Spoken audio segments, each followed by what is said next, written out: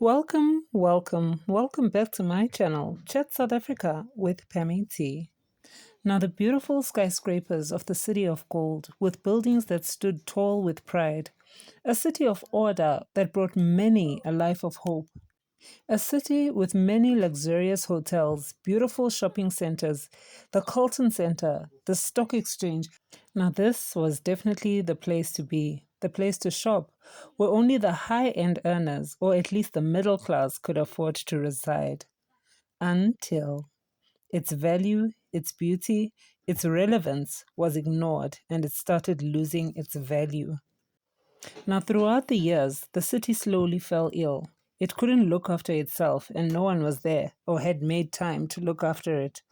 The once loved Johannesburg slowly became overpopulated, with those that had actually brought units in those buildings moving out, and those that could barely afford to be in the city moving in.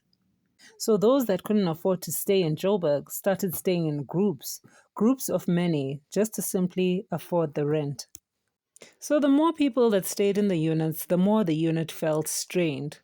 The dirtier the units got, with occupants that were preoccupied with getting food on the table rather than cleaning their living spaces.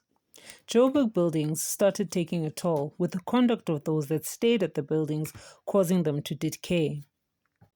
Electricity and water were often not paid in time.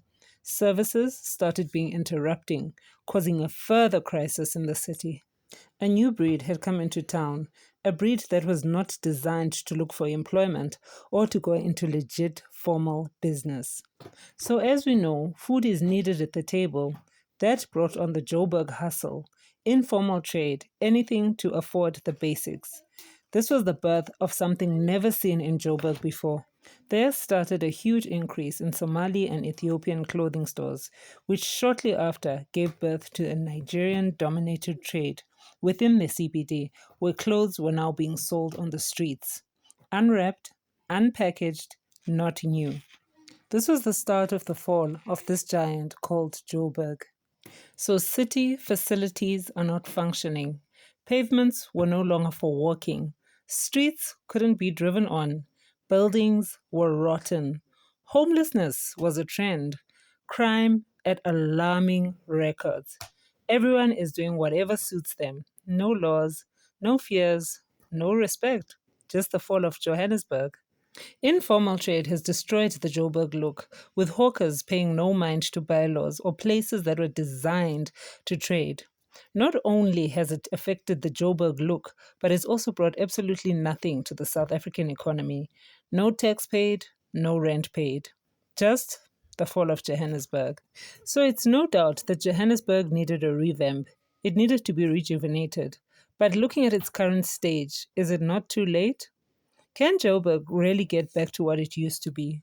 So, how was Joburg, such a large city, left to become so crippled? Political leaders, were you so preoccupied that you never saw what was happening in the city? Now, here we are, cleaning up Joburg. But how did we get here? South Africa, let's chat.